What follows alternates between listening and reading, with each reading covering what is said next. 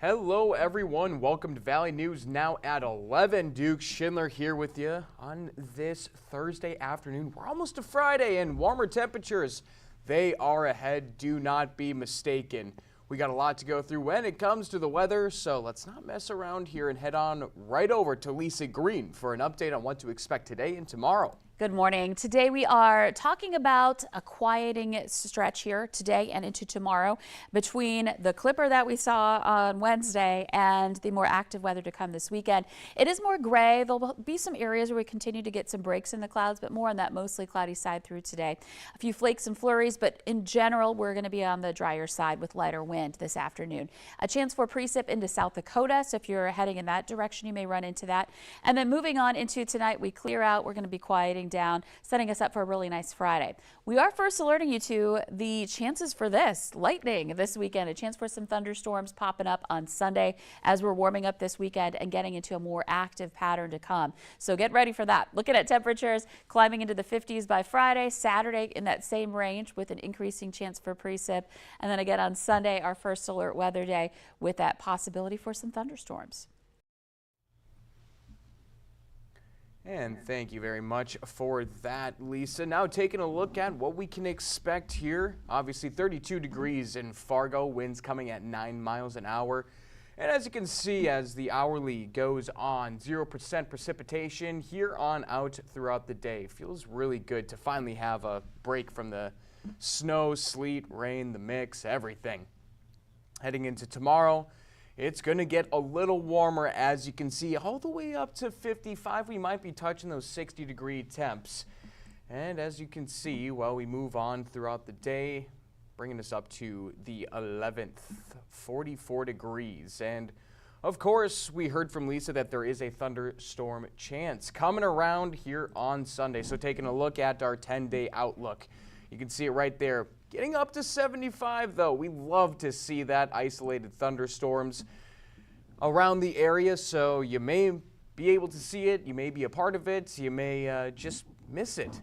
On top of that, winds coming at 15 miles an hour, and our meteorologist saying that wind is bringing in the warmth, so I guess we like to see that this time around.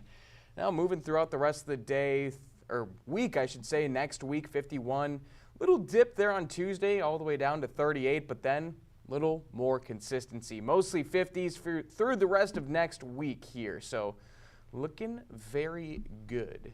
Now to get into some of our headlines, as a Fargo man was sentenced last week to 41 months in federal prison. That is for an ATM theft at Banknorth in Arthur in January of last year. Now the sentence runs consecutive to a separate federal term he's already serving. Jacob Stein and his two co-defendants were arrested following a high-speed chase on County Road 26. Now this has happened after deputies responded to an alarm at the bank.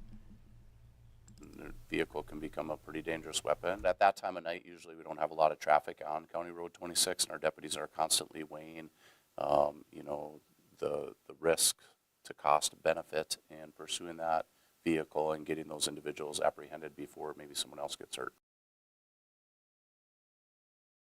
Stein was ordered to pay more than $10,000 in restitution to Banknorth, and he's going to serve 3 years of supervised release.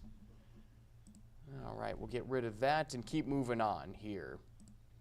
Because more than a quarter of Fargo businesses, well, they got checked for tobacco compliance last week and failed. Fargo Cass Public Health checking 38 businesses on March 30th, and 11 of them did not pass. Now, the checks are designed to make sure licensed retailers are not selling tobacco, nicotine, or vaping products to anyone under 21. Data from Fargo Cass Public Health shows more than 900 middle and high school students reported nicotine use in the past 30 days. A proposed ban on flavored nicotine products could help address that, but the Fargo City Commission tabled the discussion until after the June election. Now, health officials say that compliance rate is a cause for concern, as businesses that have failed, well, they've received follow-up visits yesterday. The flavored nicotine discussion is expected to return to City Commission after the June election. All right, that's not all here because Governor Kelly Armstrong says many North Dakota agencies will have to hold spending flat or cut back, warning the state's budget growth is unsustainable. Now his goal is to match ongoing spending with ongoing revenue by 2032. Agencies with general fund budgets under $10 million must hold even. Mid-size agencies must cut 3%, while large agencies have to cut 10%. New full-time jobs and building projects are mostly frozen as the state works to close an ongoing gap, near $800 million. Oof. Now we'll kind of move things on and get into a little bit of sports, because how about the Minnesota Twins?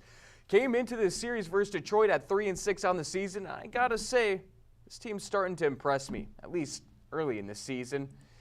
Now, game 3 of 4 versus Detroit was quite the script flip from what we expected with this pitching matchup if you tuned into Sports Overtime yesterday.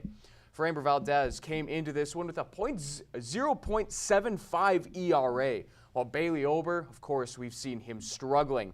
But the Twins hitters came out firing. 6 runs in that first inning, carrying on to the fourth.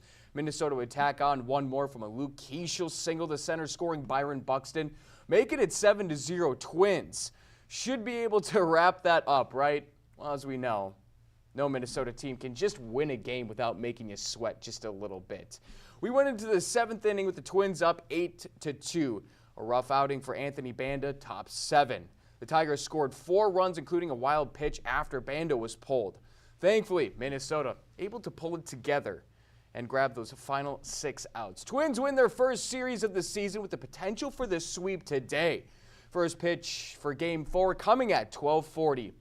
Now, I don't know about you guys. I certainly started skeptical with this team, but it says he has a 3-game winning streak to get me back on that train.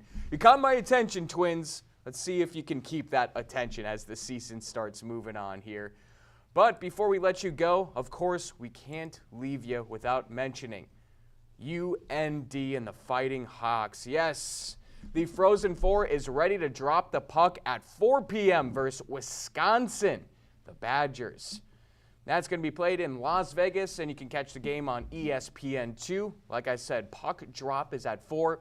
We also have live coverage throughout our shows, digital shows from McKenna Wright, so make sure you tune in to Everything Valley News now so you can get full updates and enjoy the excitement. It's been a long time since UNT's been back to the Frozen Four and the championship game, so let's root on our friends up north to get the job done. But before we let you go here,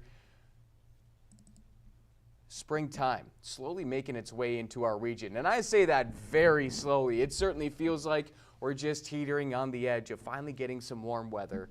But with it and that warm weather, well, activities are starting to get people out and about. West Acres Mall is ready to host their annual Spring Farmers Market. Valley Today's Sayla Jakeway was there this morning, and she has all the details. That's right. A lot of fun activities getting ready to take place here at West Acres Mall. We've learned about the fun creative activities, but there's no farmers market without food. So I have Krebs Family Farm here to share with us some of their delicious foods that they will be selling at this Saturday's farmers market. Now, share with me, what all do you have here? We make jams and jellies and pickles and picante sauce and Bloody Mary mix and relishes and breads and bars and cookies and all of the yummy things. And my favorite is the fudge. Oh, I'd like fudge myself also. And a lot of your food that you make is from farm to table, correct? A lot of the stuff we have. If it's vegetables in a jar, chances are it came off our farm last summer. Now, I heard there's also going to be some pickled items. We do relishes. I have a corn relish that is to die for on tacos or fajitas or anything else you want to put on it. We have dill pickles. We have my picante sauce is really good. And if you like things hot, Timmy, how hot is our hot? Our volcanic, our hottest, is very hot, and then it goes all the way down to the mild, which if you don't like hot and you're just looking for a little bit of a taste of hotness without exploding your taste buds, that's what I would go with. I love some spicy. I want my taste buds to explode. Now tell me, what are some of the popular items that you're expecting to sell this Saturday? Most of our popular items are our breads. That's our most sold thing, especially our banana breads. We sell banana bread with chocolate chips, and then banana bread with nuts. And then the other big thing is our fudge. A lot of people love our homemade fudge. We have 20-ish different flavors of it. And then, of course, our jams and jellies. We have a lot of them to sell. Wow, so there is so much variety here, all happening at the Cripps family farm, and this vendor will be located right here in this space that we are standing in, and that's just over here next to the Windsor location. So if you're interested in some good fudges, some good breads, this might be a place you can stop by and get some of that fresh food. And with that, I'll bring it back to you. And thank you very much for that, Tatum. Now, the event is going to be taking place from 10 a.m. to 4 p.m. at West Acres and, of course, open to the public. Now we'll move on to our road conditions here as things are looking pretty fine here around the valley. We'll start, of course, on the Minnesota side. Not much going here. Picture snapped at 11:11, almost 11. Pretty sweet. Otherwise, if you get a little closer to Pelican Rapids, there's really nothing going around the Minnesota side of things. Now, I guess I am kind of curious here. We did check out Red Lake. They were getting hit pretty hard yesterday, just out of curiosity, and not looking too bad. Got that cleared pretty quick. All right, let's move over to the North Dakota side. In a very rare instance, it's all green here in the state. Not much to really look through here. Now we could take a look at a couple pictures, but I can tell you right now, we're going to see a lot of what we see right outside of Wahpeton. Same thing goes for Fargo. Seen some of that water really rise up there. I know there's some certain flood concerns that may be floating around here, so it's that time of year in the valley. Getting up closer to Grand Forks, lot of the same. And for our friends in Pembina County, seems like you're enjoying this just as much as we are. That's such a beautiful picture. Every time, I love taking that camera. Same thing in Devil's Lake, looking as dry as can be. Could maybe even use a splash of rain to get that grass starting to go again. Near Jamestown, not much moisture, and maybe a little moisture on the roads there. But otherwise, that's a clean road if I've ever seen one. All right, we're going to wrap it up right there. So thank you guys very much for joining us here on the Valley News Now at 11 stream. We do this thing every day, so make sure you're tuned in, of course, to that. And then, of course, we also got Sports Overtime coming tomorrow. I'm actually heading over to West Fargo, Cheyenne, talk to the defending state champs.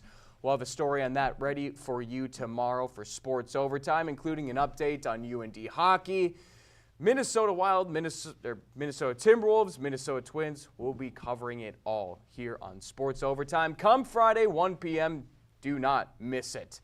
All right, for Duke Schindler, we'll catch you later.